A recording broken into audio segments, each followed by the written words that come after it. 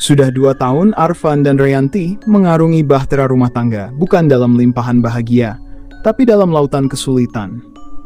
Uang tak pernah cukup, utang terus menumpuk, dan anak semata wayang mereka sering jatuh sakit.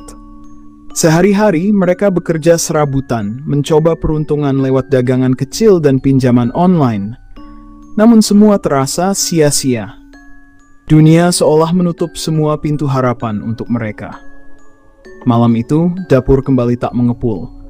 Perut mereka keroncongan, dan wajah anak mereka pucat tak berdarah. Rianti hanya bisa menatap kosong ke dinding, sedang Arfan termenung di sudut kamar. Keringat dingin membasahi punggung, meski malam terasa panas. Dalam keputusaan itu, Arfan teringat akan kisah lama yang pernah didengarnya dari sang kakek. Sebuah kisah yang dulu hanya ia anggap dongeng mengerikan, tentang pesugihan Gondo Mayit. Konon, Gondo Mayit adalah arwah penasaran seorang perempuan yang mati secara tragis. Ia menawarkan kekayaan luar biasa kepada siapapun yang berani membuat perjanjian dengannya. Tapi syaratnya sungguh keji. 1 nyawa manusia harus menjadi tumbal di malam-malam tertentu. Jika lalai, maka keluarga sang pelaku akan menjadi gantinya. Malam itu, dengan ragu dan wajah gelisah, Arfan menyampaikan niatnya pada Rianti. "Yan, aku sudah nggak tahan. Ada 1 jalan terakhir. Gondo Mayit." Mata Rianti membelalak, air matanya jatuh seketika. "Kamu gila, Fan? Itu pesugihan. Nyawa, Fan. Nyawa manusia." Arfan menunduk, tak sanggup menatap istrinya. "Apa kita punya pilihan? Lihat anak kita, lihat keadaan kita." Perdebatan panjang terjadi malam itu. Namun pada akhirnya, diam Rianti adalah bentuk penyerahan. Ia tak sanggup lagi melawan kemiskinan dan derita. Ia hanya berdoa dalam hati, berharap Tuhan masih mau menjaga keluarganya. Malam Jumat Kliwon berikutnya, Arfan melangkah ke hutan angker di ujung desa. Tangannya gemetar membawa kembang 7 rupa, dupa, dan darah ayam hitam dalam botol kecil. Langit mendung, angin dingin menusuk tulang. Ia membaca mantra yang diajarkan oleh dukun tua di desa sebelah. Pelan, kabut mulai turun menyelimuti tanah. Disir angin berubah jadi bisikan aneh. Dari balik pohon-pohon besar, muncullah sosok pocong perempuan. Wajahnya pucat, matanya menghitam penuh luka, dan aroma busuk darah menguar dari tubuhnya. Suara melengking namun datar terdengar dari sosok itu. "Apakah kau siap membayar harga dari kekayaan yang kau minta?" Arfan menelan ludah. Keringat dingin mengalir deras dari pelipisnya. Tapi ia tetap mengangguk. "Aku siap," jawabnya pelan. Sosok itu mendekat. Jari-jari dinginnya menyentuh dahi Arfan. Udara seketika membeku. Suara itu kembali terdengar lebih dalam. Lebih mengerikan. "Baik, kau akan mendapatkan apa yang kau mau. Emas, tanah, kekayaan, semua akan datang. Tapi ingat, setiap malam Jumat Kliwon 1 nyawa harus menjadi milikku. Jika kau lalai, maka kau dan keluargamu akan menjadi gantinya." Seketika semuanya gelap. Arfan terbangun seperti dari mimpi buruk. Tapi saat ia pulang, keanehan sudah terjadi. Di depan rumahnya berdiri mobil mewah. Di meja makan, tumpukan uang. Rianti menangis haru, getar. "Dari mana semua ini, Fan?" Arfan tak menjawab. Dalam diamnya ia sadar, ia baru saja membuka pintu ke neraka. Hari demi hari berlalu setelah malam perjanjian itu. Dan keajaiban yang semula tampak seperti mimpi, menjadi kenyataan. Uang datang tanpa henti. Pelanggan berdatangan seperti semut mengerubungi gula. Usaha kecil Arfan menjelma menjadi toko besar, lalu berkembang lagi menjadi kontraktor. Tak butuh waktu lama hingga Arfan memiliki lahan-lahan luas dan bangunan megah yang mengatasnamakan bisnis properti. Semua yang disentuhnya seolah berubah jadi emas. Di balik gemerlap itu, ada harga yang tak terlihat dan tak terbayar. Setiap malam Jumat Kliwon, Arfan keluar rumah tanpa sepatah kata pun. Ia mencari korban, orang-orang yang menurutnya pantas menjadi tumbal. Preman, pencuri, pemalak jalanan, bahkan koruptor kecil. Semuanya menjadi santapan Gondo Mayit.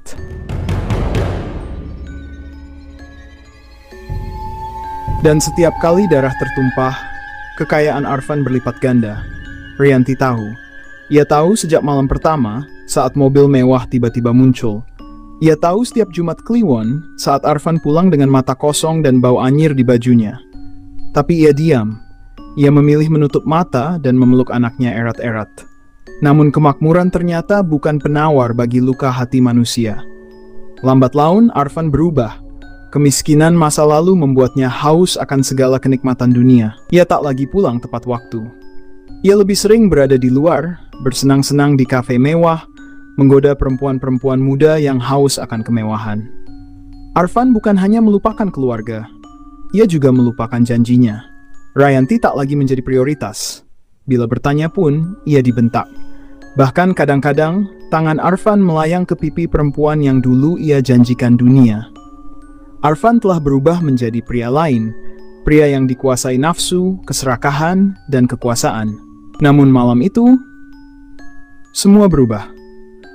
Itu adalah malam Jumat Kliwon, malam di mana Gondo Mayit menagih tumbalnya. Tapi Arfan lupa. Ia tengah berpesta di sebuah villa mewah, ditemani wanita-wanita bayaran, alkohol, dan tawa palsu. Detik demi detik berlalu hingga jarum jam menunjukkan tengah malam. Tiba-tiba, angin kencang menerpa villa.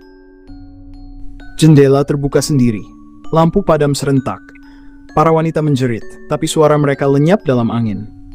Pintu kamar berderit perlahan terbuka, dan dari dalam cermin besar, muncul sosok pocong perempuan dengan mata hitam membusuk.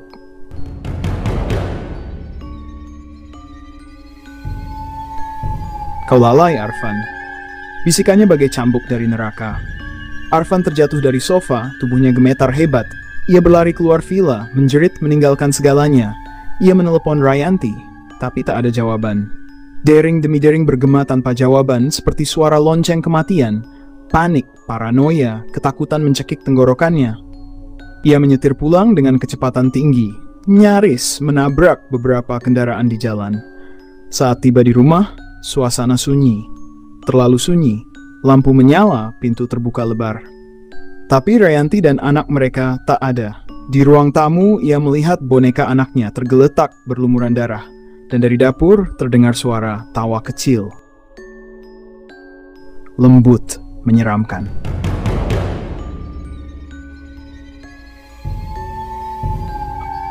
Tawa kecil itu terus terdengar dari arah dapur. Pelan, menggema. Lalu berubah menjadi tangisan lirih yang seperti berasal dari dunia lain. Arfan berdiri kaku di tengah ruang tamu. Tubuhnya gemetar hebat. Nafasnya memburu. Pelipisnya berdenyut keras. Ia melangkah pelan menuju dapur, memanggil lirih. "Yan! Nak!" Tak ada jawaban. Namun saat melangkah ke ambang dapur, pandangannya membeku. Lantai dipenuhi jejak kaki mungil berwarna merah. Darah. Jejak itu menuju ke arah kamar anaknya. Arfan berlari ke kamar itu. Dibukanya pintu dengan kasar, kosong, tak ada siapa-siapa, hanya jendela yang terbuka, tirai melambai tertiup angin malam yang dingin. Di dinding kamar, seseorang atau sesuatu telah menulis dengan darah, "Janjimu telah kau khianati." Arfan jatuh bersimpuh, menjerit setengah gila. Namun waktu tak berhenti, hari berganti hari, minggu berganti minggu, dan sejak malam itu, Rayanti menjadi sosok yang berbeda. Ia lebih pendiam, lebih dingin, dan lebih sering keluar rumah. Tanpa sepengetahuan Arfan, hati Rayanti telah lama remuk. Ia merasa suaminya bukan lagi manusia, melainkan makhluk rakus yang menyerahkan jiwanya demi harta. Cinta yang dulu ia simpan perlahan hancur. Dan dalam kehancuran itu hadir seseorang, Bagas. Sopir baru yang mulai dekat dengannya. Awalnya hanya curhat, lalu tawa, lalu sentuhan, dan akhirnya bara cinta yang tak bisa lagi dipadamkan. Suatu malam, Rayanti dan Bagas duduk berdua di teras belakang rumah. "Aku ingin lepas dari semua ini, Gas. Aku ingin hidup baru," bisik Rayanti dengan mata sendu. Bagas memegang tangannya. "Aku juga, tapi selagi Arfan masih hidup, kita takkan bisa kemana-mana." Dan dari sanalah rencana mengerikan mulai lahir. Rencana pembunuhan. Rencana untuk melenyapkan Arfan selamanya.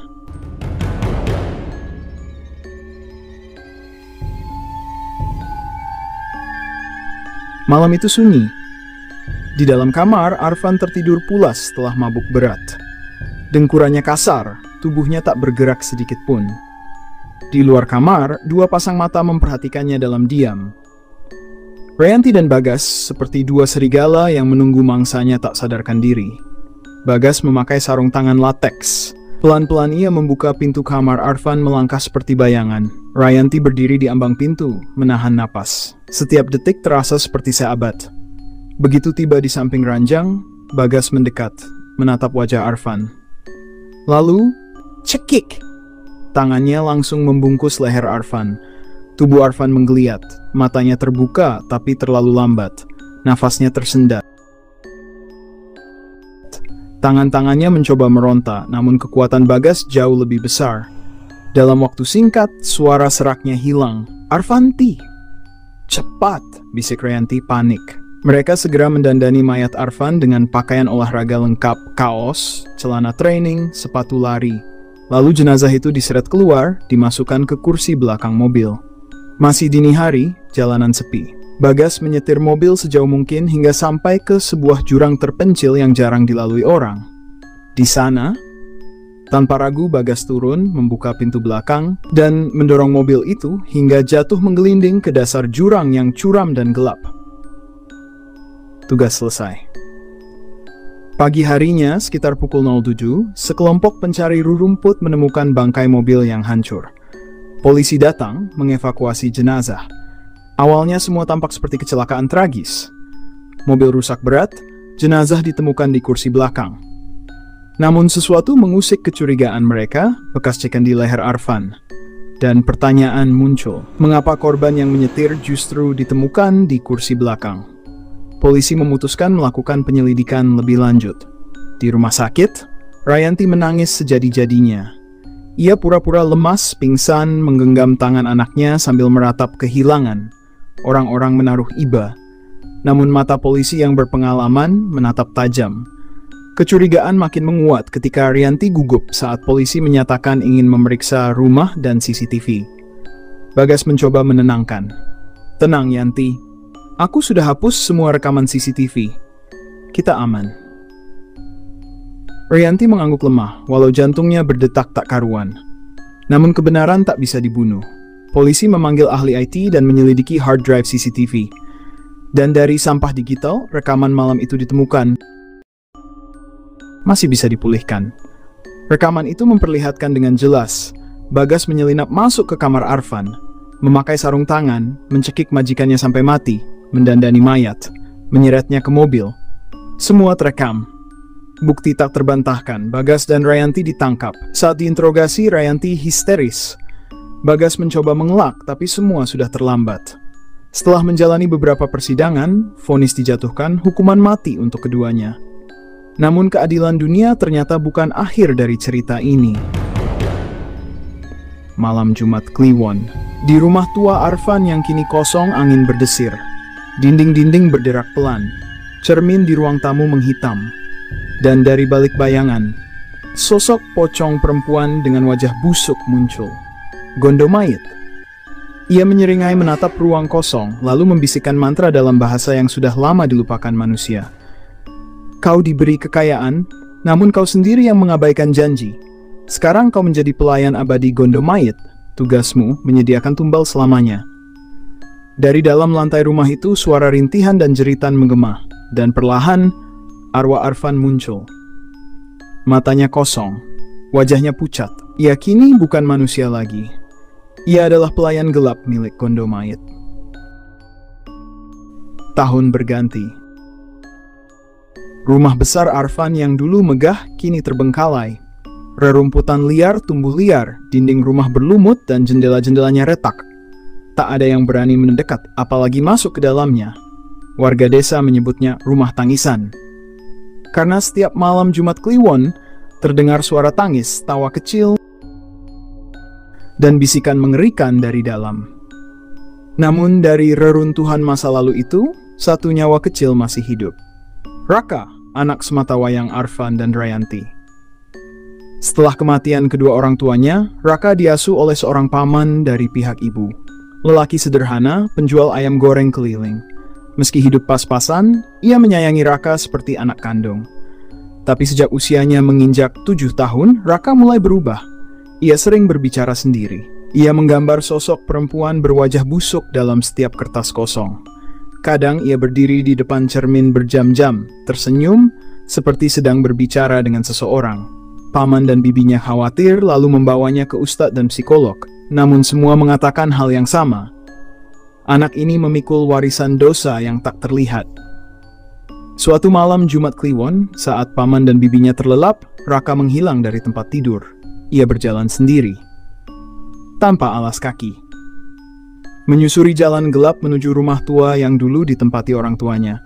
Pintu rumah itu terbuka dengan sendirinya saat ia tiba. Lampu menyala satu persatu, meski listrik sudah lama diputus. Di dalam, Raka melangkah pelan menuju cermin besar di ruang tamu. Dan di sana, Gondomayit telah menanti. Wajahnya busuk, senyumnya menganga. Di sampingnya berdiri sosok tinggi, bermata kosong, tubuh menggigil. Ayahnya. Bisik Arfan dengan suara yang bukan milik manusia. Raka menatap mereka tanpa takut, seolah semuanya sudah ia pahami. Kau anak dari perjanjian, bisik Gondomayit. Kau lahir karena tumbal yang ayahmu berikan. Maka sekarang, giliranmu. Pagi harinya, Raka ditemukan oleh warga desa tertidur di depan gerbang rumah tua itu. Namun sejak malam itu, setiap Jumat Kliwon ada kematian aneh terjadi di desa mereka. Kadang seorang petani, kadang pendatang, kadang anak muda yang mabuk dan hilang di malam hari. Mayat mereka ditemukan dengan wajah pucat, tangan mencengkram dada, dan mata membelalak seperti habis melihat sesuatu yang amat menakutkan. Tak ada jejak, tak ada luka, hanya aroma bunga busuk yang menguar dari tubuh mereka. Raka tumbuh besar, pendiam, dingin, pandai, tapi misterius. Dan tanpa diketahui siapapun, ia meneruskan takdir gelap keluarganya. Ia tidak memilih jalan itu. Tapi Gondomayit sudah menanamkan kutukannya sejak darah pertama ditumpahkan. Sekarang, Rakalah bal berikutnya.